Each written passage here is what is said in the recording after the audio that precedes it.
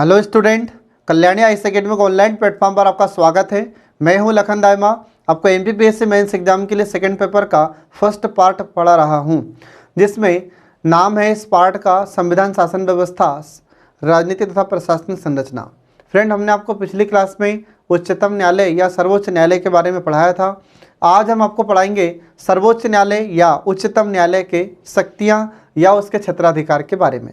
तो चलिए इसमें बिना देर के शुरू करते हैं इसकी शक्तियाँ या क्षेत्राधिकार। तो हमारा जो सर्वोच्च न्यायालय होता है इसके कौन कौन से क्षेत्राधिकार या शक्तियाँ हैं, तो देखिए इसमें इसकी पहली शक्ति या क्षेत्राधिकार होता है आरंभिक क्षेत्राधिकार, दूसरा होता है रिट क्षेत्राधिकार, तीसरा होता है अपीली क्षेत्राधिकार, चौथा होता है सलाहकारी क्षेत्राधिकार और पांचवा होता है अभिलेख न्यायालय के क्षेत्राधिकार की शक्तियाँ और न्यायिक पुनर्विलोकन की शक्तियाँ और अन्य शक्तियाँ। तो ये ऐसे क्षेत्राधिकार या अन्य क्षेत्राधिकार हमारे सर्वोच्च न्यायालय को संविधान के द्वारा प्रदान किए गए हैं। तो इन सभी का हम विस्तृत वर्णन आगे अब करते हैं। तो देखिए इसमें सबसे पहले आरंभिक क्षेत्राधिकार। अब जो आरंभिक क्षेत्राधिकार होता है तो इसका संविधान में कहाँ पर प्रावधान किया गया है, तो भारतीय संविधान के अनुच्छेद 131 में इस आरंभिक क्षेत्राधिकार का प्रावधान किया गया है। यह आपको ध्यान रखना है। अब इस मामलों में या इन मामलों में किसी वाद या किसी मुकदमे की शुरुआत सर्वोच्च न्यायालय में ही हो सकती है, ये आपको ध्यान रखना है। और इसके अंतर्गत हमारा सर्वोच्च न्यायालय 3 प्रकार के मामलों की सुनवाई करता है। तो 3 प्रकार के मामले कौन कौन से होते हैं, तो इसमें पहला देखिए कि ऐसे विवाद जिनमें एक तरफ भारत सरकार तथा दूसरी तरफ किसी एक या एक से अधिक राज्य की सरकारें हो।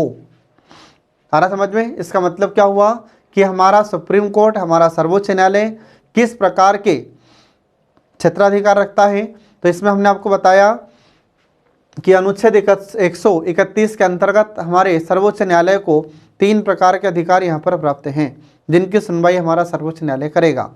तो पहला क्या बताया कि कुछ ऐसे विवाद होते हैं कि जिनमें एक तरफ केंद्र सरकार हो और दूसरी तरफ राज्य सरकार हो। तो एक राज्य सरकार भी हो सकती है या एक से अधिक राज्य की सरकारें भी हो सकती है।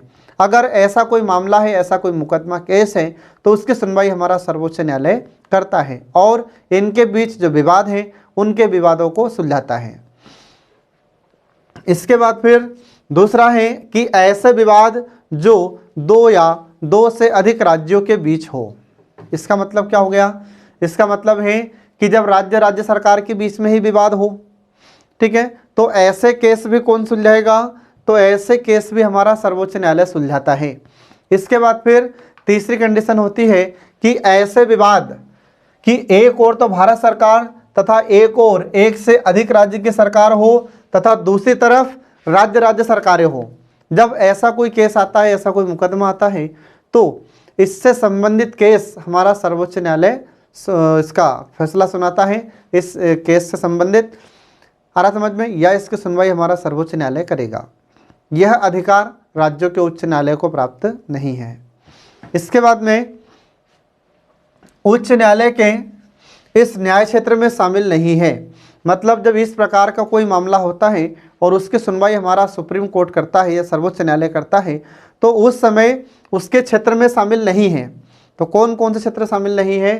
तो अंतर्राज्यीय जल विवाद का कोई मामला हो तो यह इसके न्याय क्षेत्र में नहीं आएगा। इसके बाद फिर वित्त तथा वित्त आयोग के संदर्भ में कोई मामला हो तो उससे संबंधित सुनवाई हमारा सुप्रीम कोर्ट नहीं करेगा। इसके बाद फिर केंद्र एवं राज्यों के बीच कुछ खर्चों या पेंशन से संबंधित कोई समझौता होगा तो उससे संबंधित भी केस हमारा सुप्रीम कोर्ट नहीं सुनेगा। आ रहा समझ में? मतलब इस प्रकार की सुनवाई सुप्रीम कोर्ट के पास नहीं होगी, जो हमने आपको यहाँ पर अभी बताया है। अब इसके बाद देखिए रिट या क्षेत्राधिकार। तो हमारे सुप्रीम कोर्ट को, हमारे सर्वोच्च न्यायालय को संविधान के अनुच्छेद 32 के तहत रिट जारी करने का अधिकार दिया गया है। तो हमारे भारतीय संविधान में सर्वोच्च न्यायालय को अधिकार प्राप्त है कि जब नागरिकों के मूल अधिकारों का हनन हो तो उनकी रक्षा के लिए इन रिट को जारी कर सकता है। तो हमारा सर्वोच्च न्यायालय या उच्चतम न्यायालय ये कौन कौन सी रिटों को जारी करता है? तो हमारा सर्वोच्च न्यायालय अनुच्छेद 32 के तहत ये 5 प्रकार की रिट जारी करते हैं। तो ये 5 प्रकार की रिट कौन कौन सी होती है? तो पहले इसमें हो जाती है बंदे प्रत्यक्षीकरण, दूसरी होती है परमादेश, तीसरी होती है अधिकार परीक्षा, चौथी होती है प्रतिषेध और पांचवा होता है उत्प्रेषण। तो ऐसे हम देखते हैं कि इसमें जो 5 प्रकार की रिट होती है, इन 5 प्रकार की रिट हमारा सुप्रीम कोर्ट या हमारा सर्वोच्च न्यायालय किन परिस्थितियों में जारी करते हैं, तो जब नागरिकों के मूल अधिकारों का हनन हो या मूल अधिकारों की रक्षा करने के लिए इन रिट को जारी किया जाता है। ठीक है। अब फ्रेंड, इन रिट्स के बारे में हम आपको पहले पूरा डिटेल में बता चुके हैं। जब हमने आपको मौलिक अधिकार का टॉपिक पढ़ाया था तो उसमें पूरा विस्तृत रूप से हमने आपको पढ़ाया था। तो आप इससे संबंधित पूरी डिटेल या इसका पूरा वर्णन हमारे पिछले वीडियो से आप पढ़ सकते हैं। ठीक है। अब आगे देखिए, इसमें अनुच्छेद 139, अनुच्छेद 139 के द्वारा संसद को यह अधिकार है कि वह उचित समझे तो इसकी अधिकारिता मतलब रिट इसका विस्तार कर सकती है। तो हमारी संसद चाहे तो समय के अनुसार अनुच्छेद 139 के द्वारा हमारी संसद इस रिट का और विस्तार कर सकती है। ये संविधान के अनुच्छेद 139 या 139 में लिखा है, ये आपको ध्यान रखना है। अगला आता है कि सर्वोच्च न्यायालय उच्च न्यायालयों को दी गई अधिकारिता या अधिकार संविधान के मूल ढांचे का हिस्सा है। आ रहा समझ में? इसका मतलब क्या है कि ये जो रिट दी गई है ये क्या है, हमारे सर्वोच्च न्यायालय को जो रिट दी गई है, क्षेत्राधिकार दिया गया है, ये संविधान का मूल ढांचा है। ठीक है। तो इससे संबंधित एक मामला आया था। तो मामला कौन सा था कि एल चंद्र कुमार बनाम भारत संघ का मामला, ये 1997 की बात है। उस समय यह मामला आता है और उस समय हमारे सर्वोच्च न्यायालय ने यह निर्णय दिया और स्पष्ट कहा कि संसद को इस शक्ति को न तो कम करने की शक्ति है और न ही समाप्त करने की शक्ति है। मतलब कि जो रिट जारी करने की शक्ति हमारे सर्वोच्च न्यायालय को दी गई है, इसमें हमारी संसद कुछ भी कटौती नहीं कर सकती और नहीं समाप्त कर सकती है। आ रहा समझ में? ये उस समय हमारे सुप्रीम कोर्ट ने डिसीजन दिया था। तो ये आपको ध्यान रखना है, बहुत इंपॉर्टेंट फ्रेंड। एग्जाम में आपसे पूछ सकता है कि वह कौन सा मामला था जिसमें सर्वोच्च न्यायालय ने यह स्पष्ट किया कि इन रिट को न तो समाप्त किया जा सकता है और न ही कम किया जा सकता है। तो ये मामला आपको ध्यान रखना होगा, एल चंद्र कुमार बनाम भारत संघ का मामला, यह 1997 में आया था। ठीक है। इसके बाद फिर अगला क्षेत्राधिकार है अपीली क्षेत्राधिकार। तो हमारे सर्वोच्च न्यायालय को या हमारे सुप्रीम कोर्ट को या उच्चतम न्यायालय को अपील का अधिकार दिया गया है। तो जो अपीली क्षेत्राधिकार है, इसमें कितने प्रकार की अपील हमारा सर्वोच्च न्यायालय सुनता है, ये हम आपको आगे बता रहे हैं। तो इसमें देखिए कि हमारे भारत का जो सर्वोच्च न्यायालय होता है या उच्चतम न्यायालय होता है, तो यह भारत के संघीय न्यायालय के उत्तराधिकारी की तरह है। अब संघीय न्यायालय मतलब कि हमारे भारत में भारत शासन अधिनियम 1935 के तहत जो संघीय न्यायालय स्थापित किया गया था, तो उसी का उत्तराधिकारी है हमारा सर्वोच्च न्यायालय। और यह अपील का अंतिम न्यायालय है या अपील का उच्चतम न्यायालय है। इसका अर्थ क्या हुआ कि हमारे भारत में अंतिम रूप से या शीर्ष स्तर पर अपील सुनने का अधिकार सिर्फ और सिर्फ सर्वोच्च न्यायालय को या उच्चतम न्यायालय को प्राप्त है। ये आपको ध्यान रखना होगा। इसके बाद फिर उच्चतम न्यायालय निचली अदालतों के फैसले के खिलाफ सुनवाई करता है।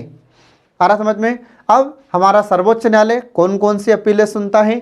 तो पहली अपीलें देखिए, इसमें संवैधानिक मामलों से संबंधित कोई अपील हो तो भारतीय संविधान के अनुच्छेद 132 और भारतीय संविधान के अनुच्छेद 134 का खंड क, इसके तहत हमारा सुप्रीम कोर्ट या सर्वोच्च न्यायालय ये संवैधानिक अपील सुनता है। ठीक है। इसके बाद फिर दूसरा आता है दीवानी मामलों में। तो इसी दीवानी मामलों को कहा जाता है सिविल मामले। ठीक है।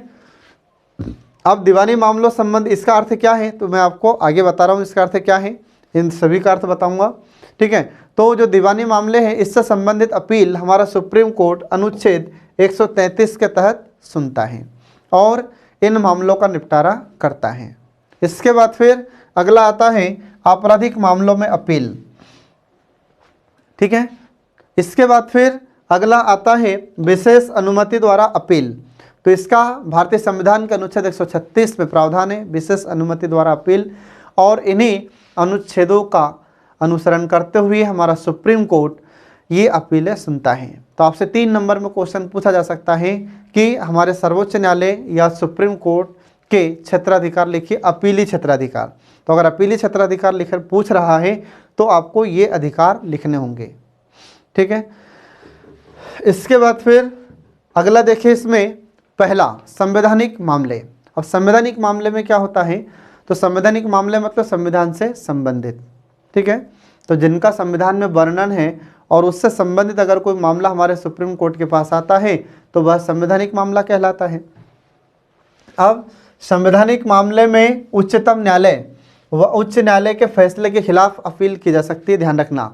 मतलब संवैधानिक मामले से संबंधित किस प्रकार की अपील की जाएगी, तो संविधान से जुड़ा हुआ मामला हो, और दूसरी बात कि जो उच्च न्यायालय होता है तो उच्च न्यायालय के खिलाफ में यहाँ पर अपील की जा सकती है। इसके बाद फिर यदि कोई विधि का पूरक प्रश्न है, कानून से संबंधित कोई प्रश्न है तथा जिसमें संविधान की व्याख्या निहित है, आ रहा समझ में, तथा इसमें क्या है, संविधान की व्याख्या, मतलब संविधान की व्याख्या करना इसमें निहित है या जरूरी है, और अनुचित फैसले के आधार पर उच्चतम न्यायालय में अपील की जा सकती है। मतलब ऐसा कोई गलत डिसीजन दे दिया हो उच्च न्यायालय ने जो तर्कसंगत नहीं है, तो ऐसे मामले पर हम उच्चतम न्यायालय में अपील कर सकते हैं। मतलब जो अनुचित फैसला अगर किसी उच्च न्यायालय के द्वारा दिया गया है तो उस फैसले के आधार पर हम उच्चतम न्यायालय में अपील कर सकते हैं। उस उच्च न्यायालय के फैसले को हम उच्चतम न्यायालय में चुनौती दे सकते हैं, ठीक है। इसके बाद फिर अगला मामला आता है दीवानी मामले।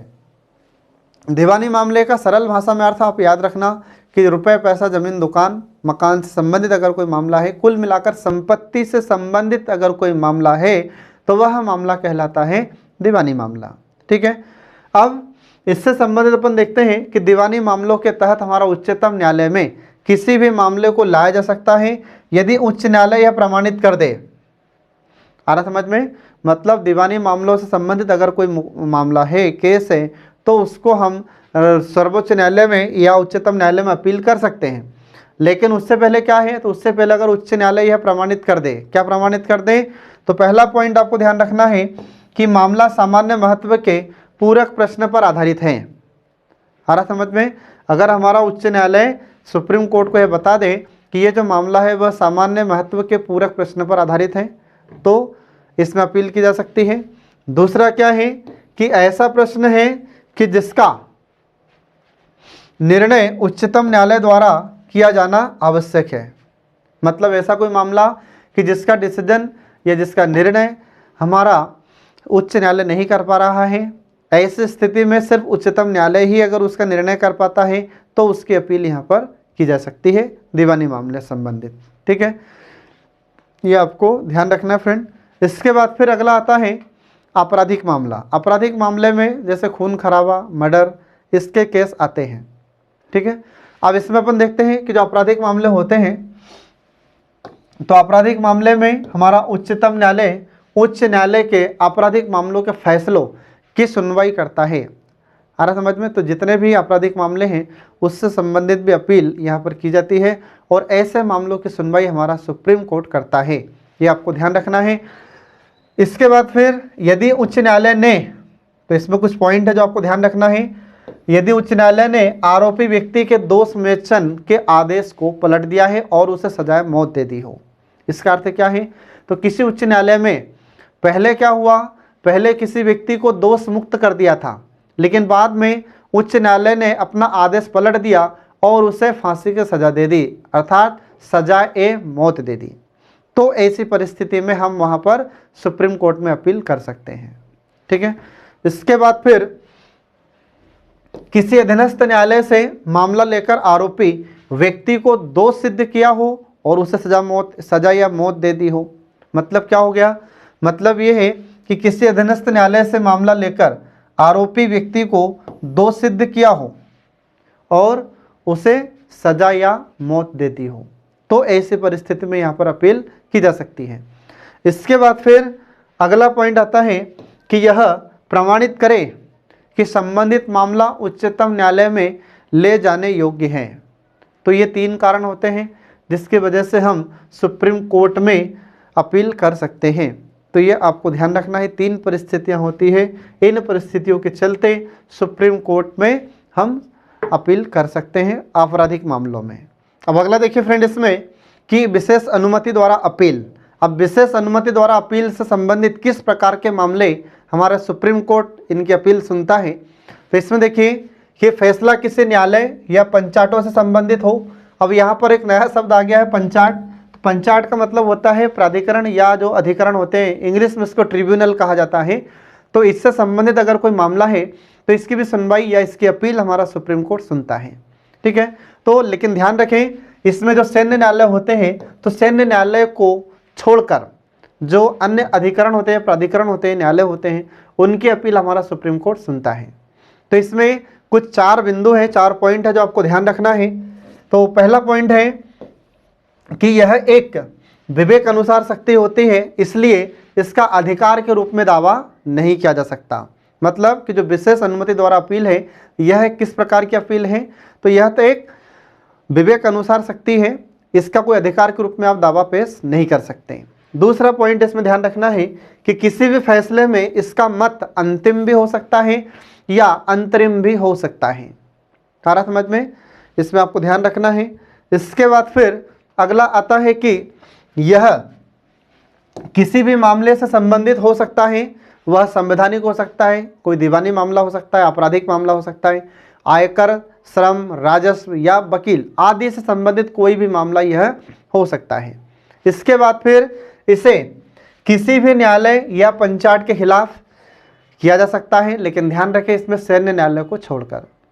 इसमें सैन्य न्यायालय से संबंधित आप अपील नहीं पेश कर सकते या अपील नहीं कर सकते सुप्रीम कोर्ट के पास। ठीक है, ये आपको ध्यान रखना है। अब इसके बाद देखिए इसमें सलाहकार क्षेत्राधिकार, मतलब जो परामर्शदात्री क्षेत्राधिकार होता है या सलाहकार क्षेत्राधिकार होता है हमारा सुप्रीम कोर्ट का, तो यह हमारे भारतीय संविधान में कहाँ पर है इसका उल्लेख, तो देखिए इसमें तो भारतीय संविधान के अनुच्छेद 143 में राष्ट्रपति को 2 मामलों में उच्चतम न्यायालय से राय लेने का अधिकार है या सलाह लेने का अधिकार है।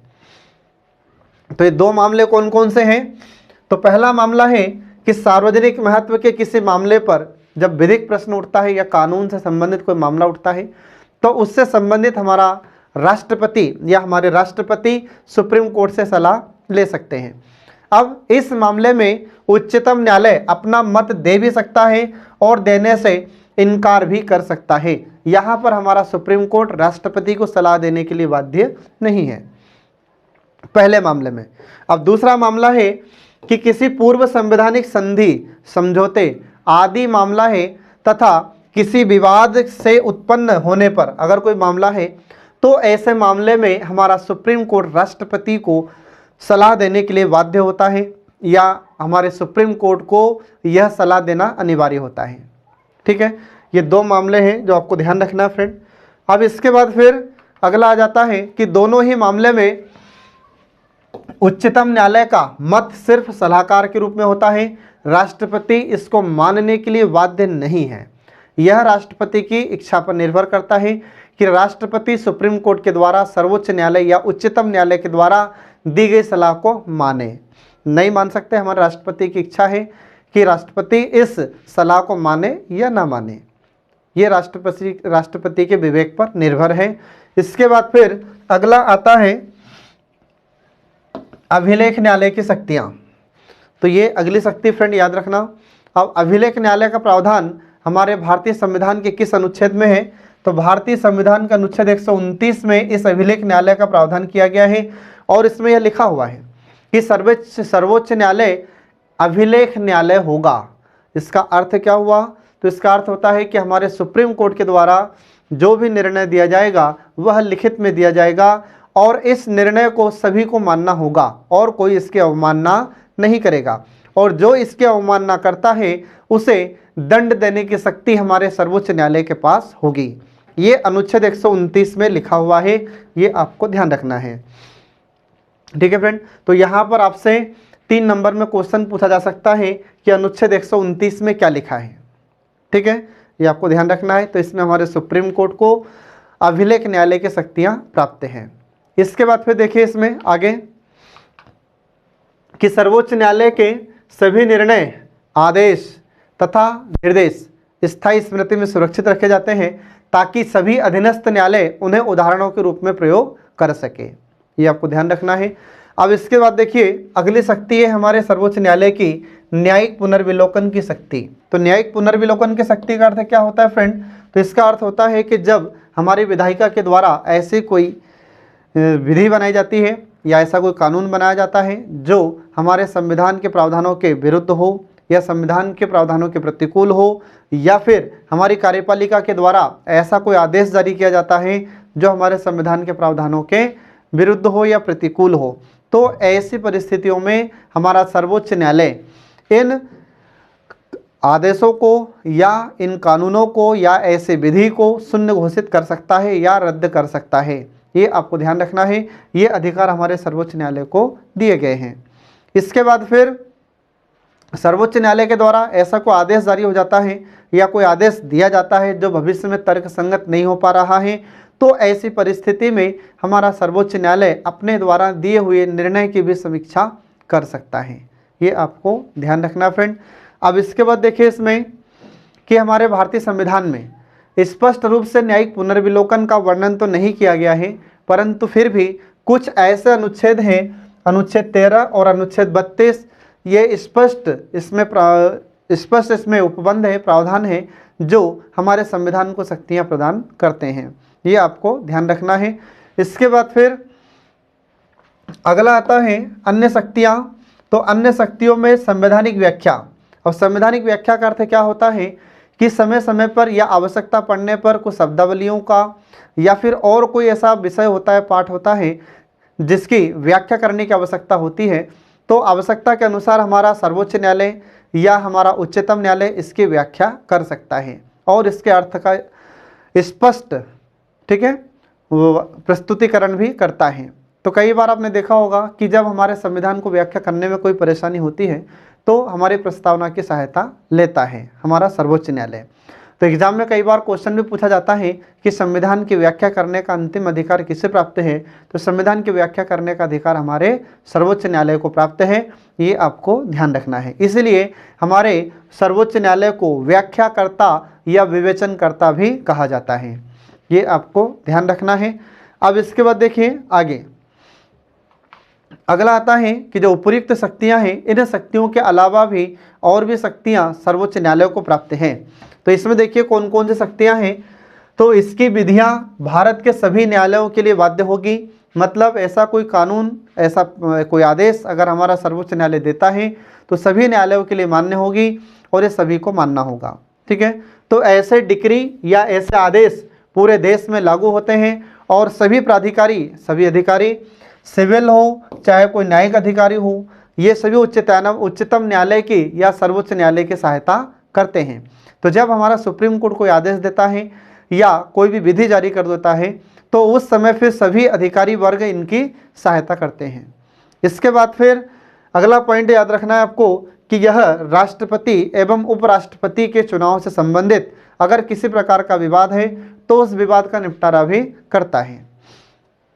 इस संबंध में यह मूल एवं विशेष एवं अंतिम व्यवस्थापक होता है। इसका अर्थ ये हुआ कि जब हमारा सुप्रीम कोर्ट राष्ट्रपति या उपराष्ट्रपति के चुनाव से संबंधित कोई डिसीजन, कोई निर्णय देता है तो सुप्रीम कोर्ट के द्वारा दिया गया निर्णय अंतिम होता है। इसके बाद फिर अगला पॉइंट आपको याद रखना है कि इसे अपने स्वयं के फैसले की समीक्षा करने की शक्ति प्राप्त है। मतलब अगर सुप्रीम कोर्ट के द्वारा कोई डिसीजन दिया गया है, कोई निर्णय दिया गया है जो भविष्य में तर्कसंगत नहीं हो पा रहा है, तो ऐसी स्थिति में हमारा सर्वोच्च न्यायालय या हमारा उच्चतम न्यायालय उसकी समीक्षा कर सकता है। आ रहा समझ में? और जब ये अपने द्वारा दिए गए निर्णय की समीक्षा खुद कर सकता है तो इसलिए इसे स्वयं सुधार संस्था भी कहा जाता है। ये हमारे सर्वोच्च न्यायालय को शक्तियाँ प्राप्त हैं। ये आपको ध्यान रखना फ्रेंड। इसके बाद फिर उसका उदाहरण आता है, एक उदाहरण देखिए इसका कि केशवानंद भारती मामले में 1973 में उच्चतम न्यायालय ने अपने पूर्व के फैसले, गोलकनाथ मामला 1967 में आया था, तो उसको हटाकर या उसको हटकर फैसला इसने दिया था। मतलब अपने ही फैसलों को सुप्रीम कोर्ट ने बदला था, उसमें थोड़ा सुधार किया था। तो जब सुप्रीम कोर्ट अपने ही द्वारा दिए गए निर्णय को सुधारता है तो इसी कारण इसे स्वयं सुधार संस्था भी कहा जाता है। ये आपको ध्यान रखना है। इसके बाद फिर अगला आता है कि यह संघ लोक सेवा आयोग के अध्यक्ष एवं सदस्यों के व्यवहार एवं आचरण की भी जांच करता है। यह अधिकार हमारे सुप्रीम कोर्ट के पास है। ठीक है, उस संदर्भ में हमारे राष्ट्रपति द्वारा निर्मित किया गया है। ठीक है, तो जब तक हमारे राष्ट्रपति इन्हें यह प्रस्ताव पे नहीं देंगे तब तक, या रिपोर्ट नहीं देंगे राष्ट्रपति, तब तक ये हमारे संघ लोक सेवा आयोग के अध्यक्ष या सदस्यों की जांच नहीं करता है सुप्रीम कोर्ट। तो सुप्रीम कोर्ट कब जांच करेगा? जब हमारे राष्ट्रपति इनके पास ऐसा कोई रिपोर्ट या कोई प्रतिवेदन भेजते हैं। ठीक है, इसके बाद फिर यदि यह उन्हें दुर्व्यवहार का दोषी पाता है तो राष्ट्रपति से हटाने की सिफारिश कर सकता है। आ रहा समझ में? मतलब जो संघ लोक सेवा आयोग के अध्यक्ष होते हैं या सदस्य होते हैं, यदि हमारा सुप्रीम कोर्ट राष्ट्रपति को यह बता देता है कि इनके द्वारा जो भी कार्य किया गया था यह गलत था, ठीक है, तो हमारे राष्ट्रपति इन्हें हटा देंगे। दूसरा पॉइंट है कि उच्चतम न्यायालय द्वारा दी गई इस सलाह को मानने के लिए हमारे राष्ट्रपति बाध्य होते हैं। तो हमने आपको पहले ही बताया था कि कुछ ऐसी सलाह होती है जिसे हमारे राष्ट्रपति मान सकते हैं और किसी को नहीं मान सकते हैं। ठीक है, ऐसे ही सर्वोच्च न्यायालय के संबंध में आपको बताया था कि कुछ ऐसे कार्य होते हैं या कुछ ऐसी सलाह होती है जो हमारे सर्वोच्च न्यायालय सलाह देने के लिए राष्ट्रपति को बाध्य होते हैं और कुछ सलाह देने के लिए बाध्य नहीं है। ठीक है, तो ये आपको ध्यान रखना है। इसके बाद फिर अगला आता है इसमें कि इसे न्यायिक अधीक्षण की शक्ति प्राप्त है और इसका देश के सभी न्यायालयों एवं पंचायतों के क्रियाकलापों पर नियंत्रण है। मतलब हमारे हिंदुस्तान में, हमारे भारत में जितने भी न्यायिक क्षेत्र हैं, जितने भी न्यायालय हैं, चाहे वह अधिकरण हो या कोई भी ट्रिब्यूनल हो, तो इन सब पर नियंत्रण का अधिकार हमारे सर्वोच्च न्यायालय का है। ये आपको इसमें ध्यान रखना है। इसके बाद फिर इन सभी से संबंधित अपील सुनने की शक्ति भी या अधिकार भी हमारे सर्वोच्च न्यायालय को संविधान के द्वारा दिया गया है। इसके बाद फिर अगला आता है उच्च न्यायालयों में लंबित पड़े मामलों को यह अपने पास मंगवा सकता है। यदि सुप्रीम कोर्ट को ऐसा लगता है कि हमारे भारत के किसी उच्च न्यायालय में यह मामला बहुत लंबे समय से चल रहा है तो उसे सुप्रीम कोर्ट उसके खुद के पास मंगवा सकता है, बुला सकता है और इनका निपटारा भी कर सकता है। ठीक है, और यह किसी लंबित मामले या अपील को एक उच्च न्यायालय से दूसरे उच्च न्यायालय में भी स्थानांतरित कर सकता है। ये आपको ध्यान रखना है फ्रेंड। तो इस प्रकार से हम देखते हैं कि यहाँ पर हमारे सर्वोच्च न्यायालय और या फिर उच्चतम न्यायालय की शक्तियाँ या उसके क्षेत्राधिकार समाप्त हो जाते हैं। तो आई होप आप लोग इसको बहुत अच्छे से समझ गए होंगे। अब नेक्स्ट वीडियो में हम आपको पढ़ाएंगे उच्च न्यायालय के बारे में, जो आपकी मुख्य परीक्षा के लिए बहुत ही महत्वपूर्ण है। तब तक के लिए पढ़ते रहिए और देखते रहिए कल्याणी आईएएस एकेडमी के सभी वीडियोस, जो आपको एमपीपीएससी की मुख्य परीक्षा में सफलता दिलाने में महत्वपूर्ण भूमिका निभाते हैं। Thanks for watching.